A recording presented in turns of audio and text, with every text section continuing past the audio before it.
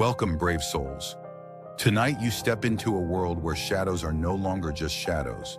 They move, they watch, and they hunger for fear. Will you dare to follow this tale where darkness comes alive? Stay close to the light, or risk being lost in the shadows forever. It was a crisp autumn night, the kind where the air feels almost electric. I stood alone on my porch, gazing out into the darkened street. The silence was thick, broken only by the occasional rustle of leaves in the wind. Something about that night felt different, but I couldn't quite place it. I had always loved the night, the way it wraps around you like a blanket. But tonight there was an unease in the air. The moon was high, casting long, thin shadows that seemed to stretch farther than usual. I could see them creeping along the ground, like dark fingers reaching out. As I stepped off the porch, the cold gravel crunched under my boots. I couldn't shake the feeling that I was being watched, though I knew it was irrational. The street was empty, lifeless even. Still, my eyes kept darting to the shadows, half expecting to see something emerge. I began to walk, trying to shake the eerie sensation. My breath came out in puffs, visible in the cold air. Every step seemed to echo, each one louder than the last. The houses around me were dark, their windows like black eyes staring into the void. Suddenly I noticed a flicker of movement in the corner of my eye. My head snapped towards it, but there was nothing there. Just a shadow, slinking back into the darkness. I told myself it was just my imagination, but the knot in my stomach tightened. I quickened my pace, eager to reach the streetlight up ahead. It was the only source of comfort, a small island of light in a sea of darkness.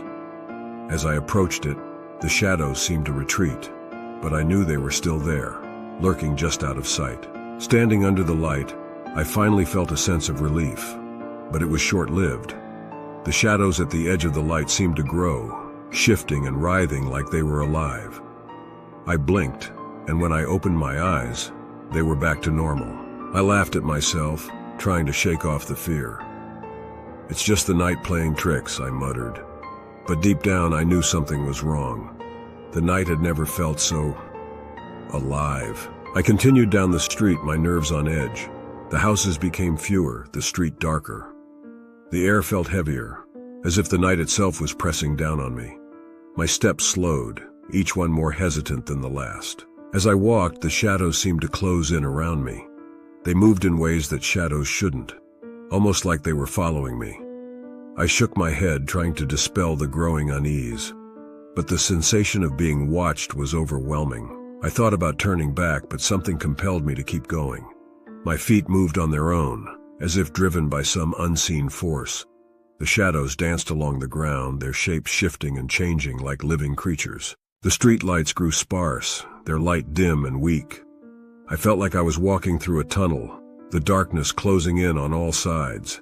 My heart raced, each beat echoing in my ears. The shadows around me pulsed, almost in rhythm with my heartbeat. I could feel my pulse quicken, my breath coming in short gasps. The shadows were no longer just on the ground. They were creeping up the walls, climbing like dark vines.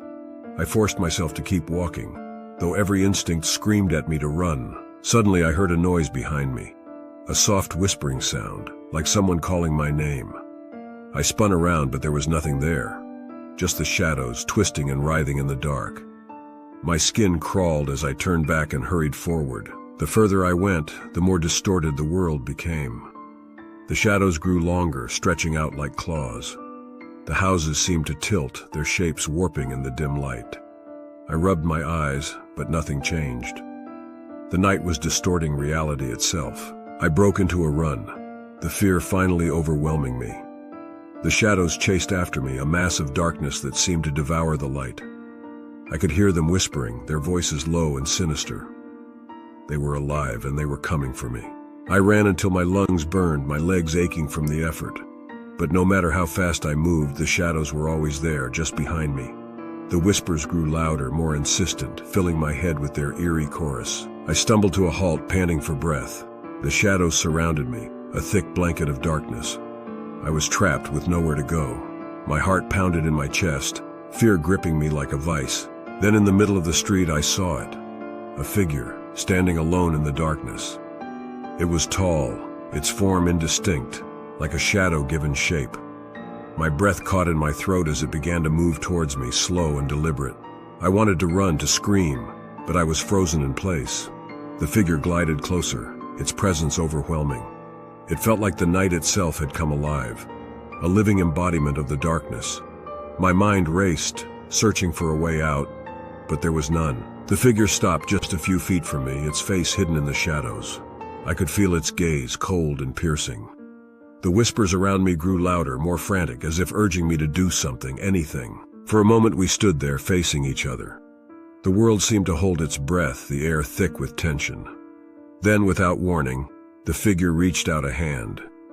It was made of shadow, dark and formless, but solid enough to touch. As it touched my arm, a wave of cold washed over me. It felt like ice, sinking deep into my bones. I gasped, the breath freezing in my lungs. The shadows around me seemed to pulse, reacting to the figure's touch. Then, with a sudden jolt, the figure pulled back, the shadows receding with it. The darkness lifted slightly and I could move again. I staggered back, my mind reeling. What had just happened? And what was that thing? I didn't wait to find out. As soon as I could move, I turned and ran. The night was still thick with shadows, but they seemed less aggressive now, more like they were watching rather than chasing. I didn't care. I just needed to get away. The road twisted and turned, unfamiliar and disorienting. I was running blind, my mind focused only on escape. My legs burned, my breath ragged, but I kept going, driven by pure adrenaline. The shadows moved around me, but they kept their distance. I could see a faint light up ahead, a small beacon in the darkness. Hope surged through me and I pushed myself harder. The light grew closer and I realized it was a house, its windows glowing warmly. Safety was within reach. But as I neared the house, the shadows thickened again, as if trying to block my path. I stumbled, nearly falling, but I forced myself forward. The light was so close I could almost touch it. I just needed to reach it. The shadows pressed in around me, their whispers growing frantic. They seemed desperate, as if trying to stop me from reaching the light. I gritted my teeth and pushed through, my hands outstretched towards the warm glow. With a final burst of energy, I broke through the shadows and stumbled into the light. The warmth enveloped me and the shadows recoiled, hissing as they were driven back. I collapsed on the ground, gasping for breath, my heart pounding. The door to the house opened and an old man stepped out, his face lined with concern. He helped me to my feet, his grip firm and steady. "You've been touched by the night," he said quietly, his voice calm. "But you're safe now." I looked back at the shadows, now retreating into the darkness. They still whispered, but their voices were distant, fading into the night. I was safe, but I knew I had narrowly escaped something far worse than I could have imagined. The old man led me inside, the warmth of the house a stark contrast to the cold night outside. He offered me a seat by the fire and I gratefully sank into it. The fear was still there, a gnawing sensation in the pit of my stomach. He sat across from me, his eyes sharp and knowing. "The shadows are alive, you know," he said, his tone matter-of-fact. "They come out on nights like this when the veil between worlds is thin. You were lucky to escape." I stared at him, trying to process what he was saying. The shadows alive? It sounded absurd, like something out of a horror story. But after what I had just experienced, I couldn't dismiss it so easily. "Why did they come after me?" I asked, my voice shaky. The old man shrugged, his expression unreadable. "The shadows are drawn to fear," he replied. "They feed on it, grow stronger. You were afraid, and they sensed it." I shuddered, remembering the cold touch of the shadowy figure. "But why did it let me go?" The old man's gaze was piercing. "You fought back. You didn't let the fear consume you completely. That's why you're still here." The fire crackled, filling the silence between us. I could still feel the shadows lurking outside, waiting. "What happens now?" I asked quietly. The old man sighed, leaning back in his chair. "You need to be careful. The shadows have marked you. They'll be watching, waiting for another chance." I felt a chill run down my spine. The idea of being hunted by shadows was terrifying. "Is there anything I can do?" The old man nodded slowly. "Stay in the light. The shadows can't reach you there. And never ever let the fear take hold." I nodded, absorbing his words. The night might be over, but the threat remained. As I left his house, the shadows were still there, lurking at the edges of the light. I knew they were waiting, biding their time. But I was ready. The night had come alive, and so had I. The story may have ended, but nightmares have a way of clinging to you, following you into the dark. Tonight, when the shadows lengthen and you feel that creeping dread, remember, some nightmares don't end when you wake up. If this story left you uneasy and you crave more terror, hit the like and subscribe button. The real nightmare is only just beginning.